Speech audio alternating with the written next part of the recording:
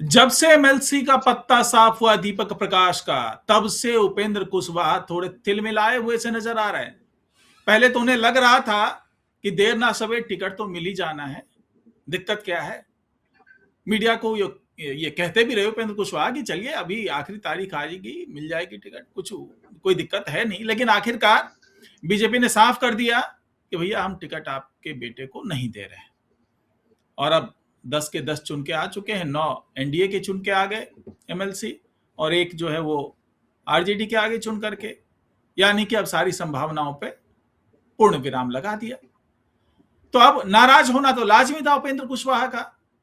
उन्होंने अब वो गुप्त समझौता भी दिखा दिया मीडिया को कि भाई ये देखिए, ये समझौता हुआ था। इन्होंने कहा था कि 6 सीटें हम विधानसभा की देंगे और 1 सीट आपकी एमएलसी की देंगे, इसी पे समझौता हुआ था। अब दिलीप जायसवाल जो उस वक्त के प्रदेश अध्यक्ष थे बीजेपी के, जिनकी अगुवाई में सारे समझौते हुए, अब जवाब तो देना पड़ेगा। जबकि ये सारे समझौते आमतौर से मीडिया में रिलीज किए नहीं जाते हैं, लेकिन रिलीज कर दिया। उसके बाद अब दिलीप जायसवाल को बताना पड़ा कि भैया इसमें एमएलसी और विधानसभा की तो आप दिखा रहे हैं, राज्यसभा का क्या? आपको राज्यसभा का टिकट देने का तो वादा नहीं हुआ था, आपको दिया गया ना। तो खैर, आखिरकार ये पूरा मामला क्या है, क्यों इस तरह की बातें हो रही है? क्या वाकई बीजेपी और आरएलएम के बीच में कुछ दरारें आ गई है?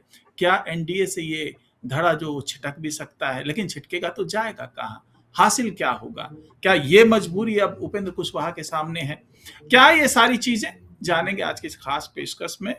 नमस्कार, मैं हूं डॉक्टर सुरजीत सिंह और आप देख रहे हैं वाईबीएन बिहार झारखंड। और हमारे साथ जुड़ गए इस मुद्दे पर बातचीत करने के लिए वरिष्ठ पत्रकार और वाईबीएन न्यूज के मैनेजिंग एडिटर दीपक गौर जी। स्वागत है आपका। जी धन्यवाद सुरजीत जी। तो दीपक जी, क्या नजर आ रहा है, क्यों उपेंद्र कुशवाहा इतने तिलमिलाए हुए हैं, और इतनी तिलमिलाहट कि गुप्त समझौता भी जारी कर दिया? देखिए, सियासत में ये शहमात का खेल चलता ही रहता है और इस बार जो मात मिली है वो लगातार उपेंद्र कुशवाहा को मिलती हुई नजर आ रही है।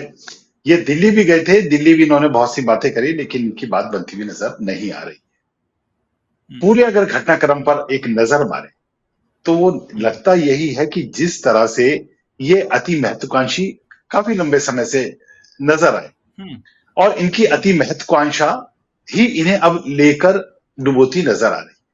अगर पिछले चुनावों की बात करें, 2025 से जो पीछे के चुनाव थे, तो कैसे ये विरोधी थे, फिर ये साथ आ गए और साथ आने पे इनको सब वो चीजें मिली जो इन्होंने कहा।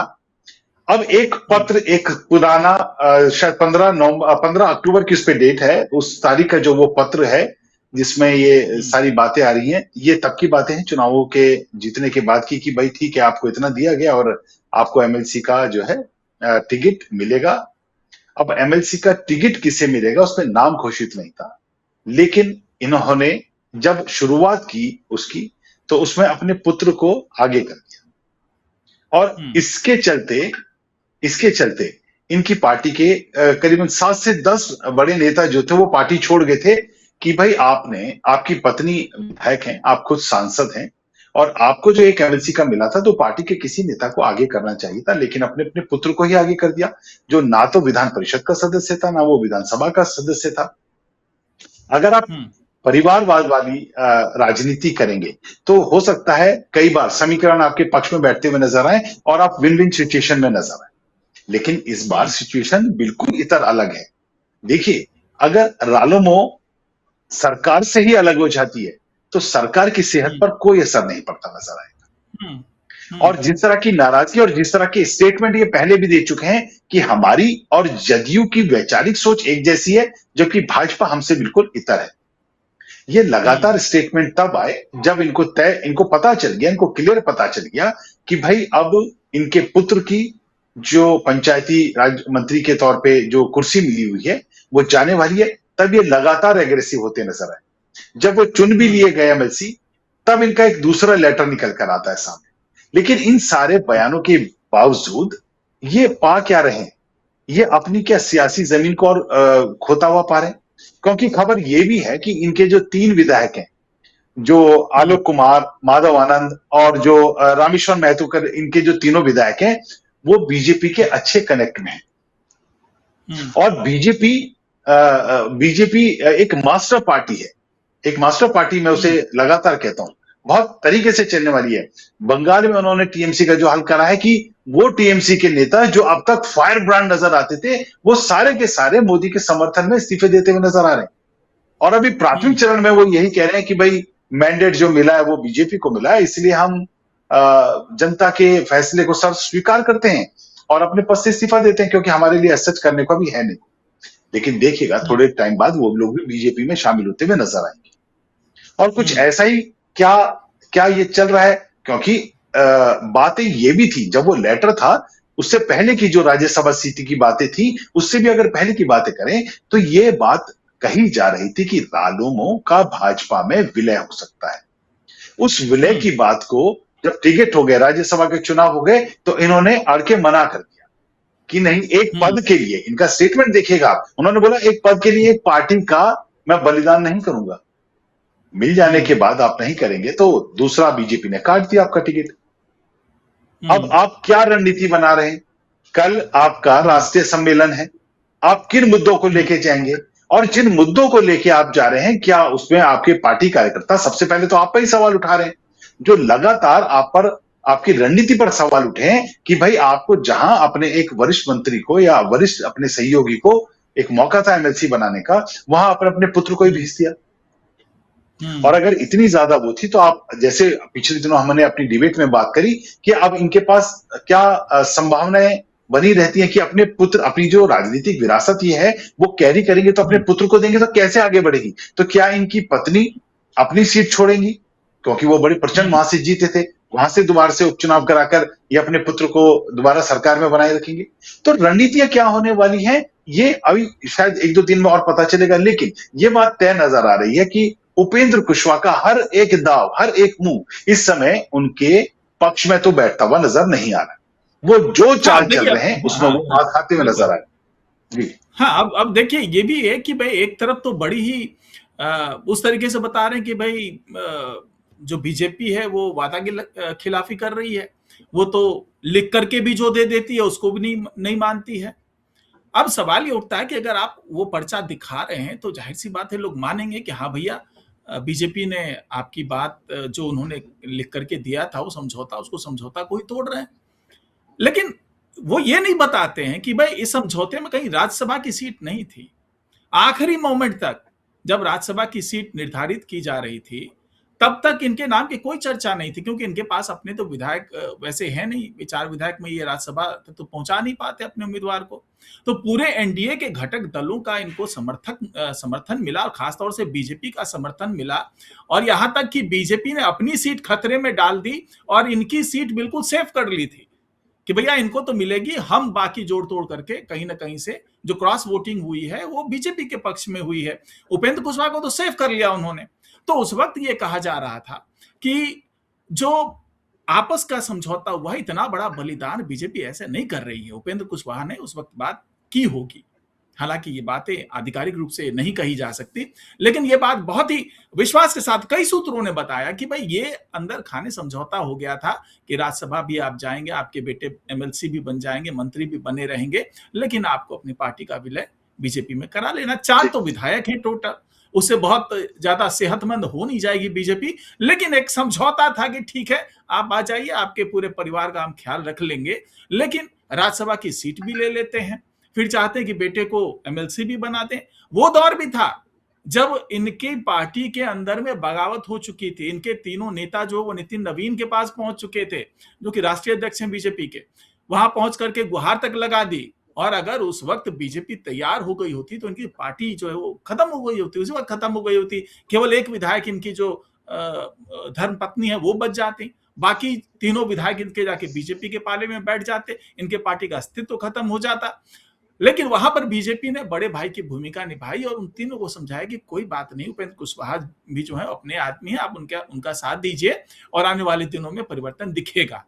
तो ये भी कहा जा रहा था कि जब सम्राट चौधरी बनेंगे मुख्यमंत्री तो भाई उन तीनों में से किसी एक को मंत्री बना दिया जाएगा। लेकिन एक बार फिर से वही गलती दोहराई उपेंद्र कुशवाहा ने, अपने बेटे को मंत्री बना दिया और अब चाह रहे हैं कि भैया सरकार और बीजेपी जो है वो, चूंकि उनके सरकार का एक मंत्री हो चुका है मेरा बेटा, तो किरकिरी से बचने के लिए इनको एमएलसी बना देगा कि भैया देखो बना देते हैं, नहीं तो उनको इस्तीफा देना पड़ जाएगा और ये विपक्ष के लिए बड़ा मुद्दा बन सकता है। लेकिन इस बार बीजेपी बहुत सख्त लहजे में देखी, जेडीयू सख्त लहजे में देखी कि भैया इस तरह की ब्लैकमेलिंग नहीं चलेगी। तो क्या ये उपेंद्र कुशवाहा जो हैं ये बार बार ब्लैकमेल करना चाह रहे हैं, ये बड़े मौसम वैज्ञानिक बन रहे हैं? जी, देखिए इनकी कोशिश तो कुछ ऐसी थी, लेकिन जैसे मैंने पहले कहा कि ये हर बार पिछली कुछ इनकी जो चालें हैं, वो लगातार हर चाल में मात खाते हुए नजर आ रहे हैं। जब हम्म। नितिन नवीन जी के पास पहुंच गए थे इनके विधायक, तो उसके बाद पलट के इन्होंने जो इनके विधायक हैं आलोक कुमार, जो हम्म। नाराज थे, तो उन्हें इन्होंने प्रदेश अध्यक्ष बना दिया। ये हम्म। नाराजगी दूर करने की कोशिश तो कर रहे हैं, लेकिन क्या नाराजगी दूर हुई है? मुझे नहीं लगता कि नाराजगी दूर हुई। अभी भी इनके पार्टी के कुछ नेताओं से जब बात हुई, तो उन लोगों का कहना है कि देखिए आने वाला समय ही बताएगा कि अब हमारी राजनीति किस तरह से चलेगी और उपेंद्र कुशवाहा जी की जो परिवारवाद वाली राजनीति है, उसको वो किस तरह लेके जाएंगे।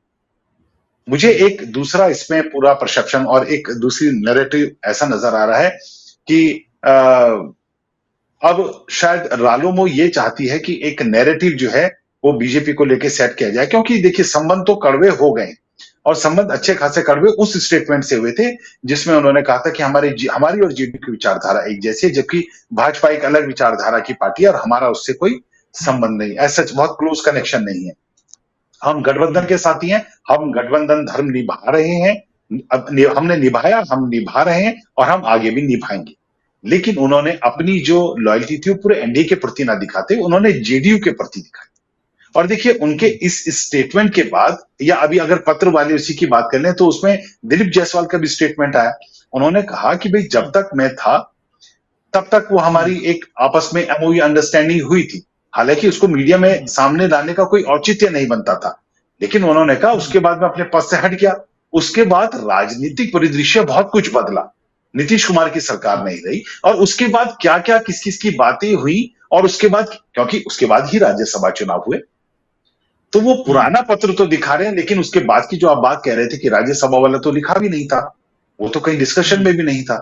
तो वो तो ये तो दिलीप जायसवाल का कहना है। लेकिन ये जो रालोमो जो एक परसेप्शन बनाने की, एक नैरेटिव बनाने की जो जुगत लगा रही है, कोई कोशिश कर रही है, उसी की परिणति आप देखिए कि कांग्रेस के जो हैं प्रवक्ता राजेश राठौर, वो कहते हैं कि भाई लगातार जो बीजेपी है वो अपना चरित्र दिखा रही है।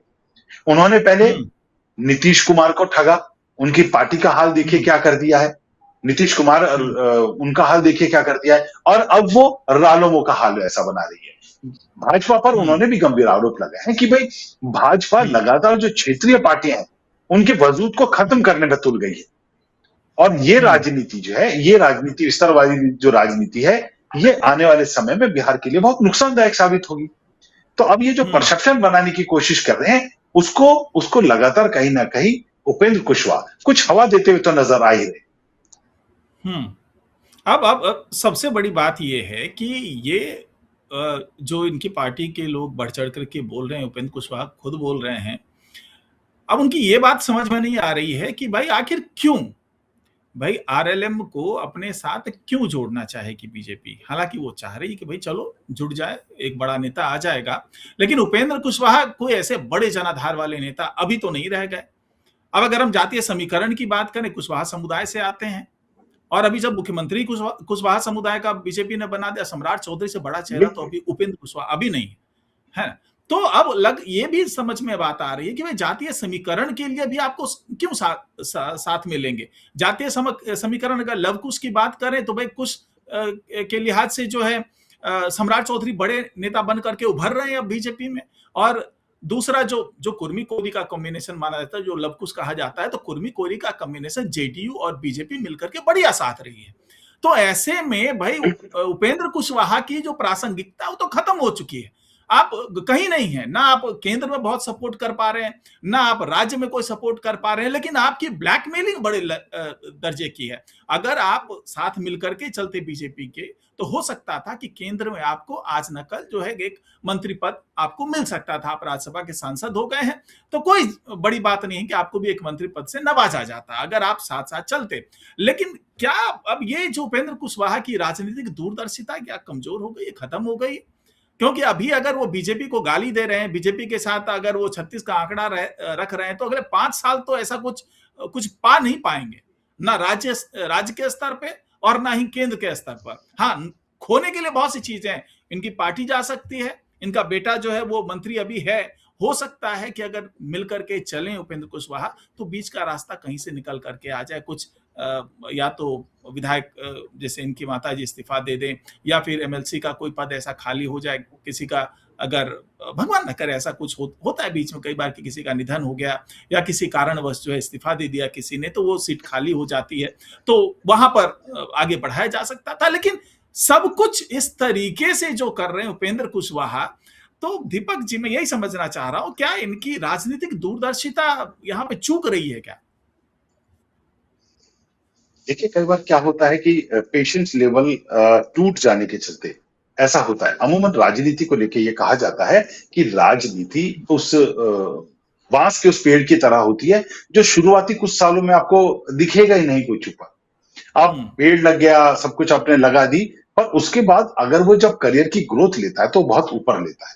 लेकिन उसमें भी अति महत्वाकांक्षी हो जाना, अति महत्वाकांक्षी ऐसे हो जाना जैसे आपने सियासी समीकरण बताए, जातीय समीकरण बताए, वो जातीय समीकरण बिहार के अभी जो ताने बाने में है, वो साफ साफ जदयू और भाजपा के बीच बढ़ गया है। वो लव कुश की जो थ्योरी है बिहार की राजनीति में, और बिहार जातीय संरचना से बहुत बाहर नहीं जाता है, ये बात कई बार प्रमाणित हो चुकी है। उनका पूरा जो स्ट्रक्चर है, पूरे समाज का स्ट्रक्चर अगर हम बोलेंगे या पूरे राज्य का स्ट्रक्चर बोलेंगे, वो कहीं ना कहीं वो जातीय समीकरणों के इर्द गिर्द ताने बाने में बुना हुआ ही है।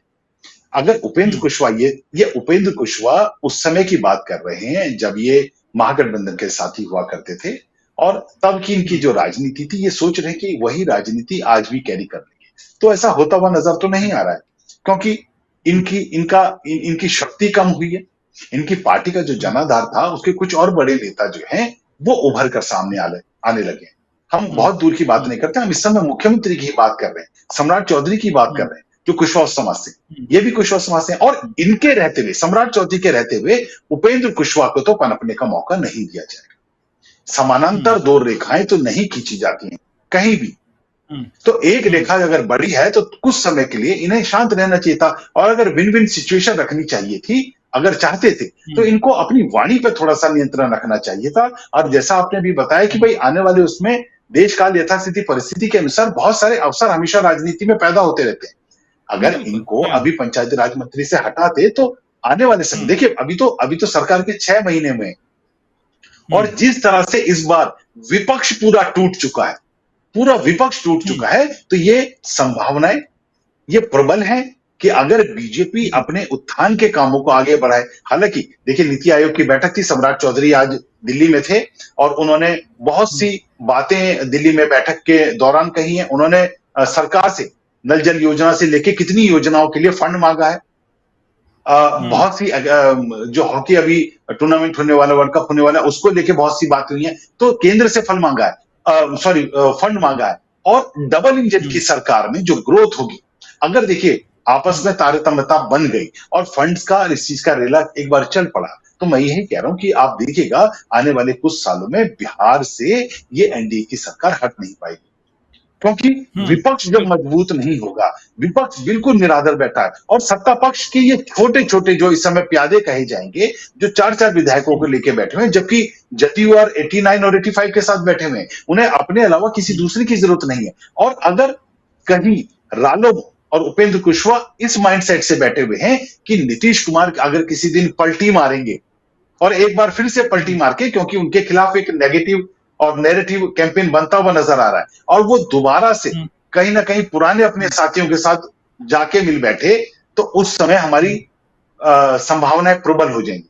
अगर इस तरह का कोई नैरेटिव इनके माइंड में है, जिसको लेकर ये लगातार बयान देते हुए आ रहे हैं, तो वो मेरे हिसाब से अब तो होने नहीं जा रहा है, क्योंकि नीतीश कुमार खुद समझ चुके हैं कि अब उनके अंदर वो शक्ति, उनकी पार्टी में भी बहुत सारी अब गतिरोध है, तो वो पहले जैसा मजबूती जदयू के अंदर भी नहीं रहे। लेकिन बीजेपी अपनी विस्तारवादी नीतियों के साथ आगे बढ़ रही है, और सियासत में मौके को समझना किस मौके पे किस तरह का स्टेटमेंट जाना है या किस तरह का एक्ट करना है, ये बहुत इंपॉर्टेंट होता है। किस तरह की पिक्चर सामने आती है, ये राजनीति में सिर्फ एक स्टिल पिक्चर भी बहुत बड़ा मैसेज दे जाती है।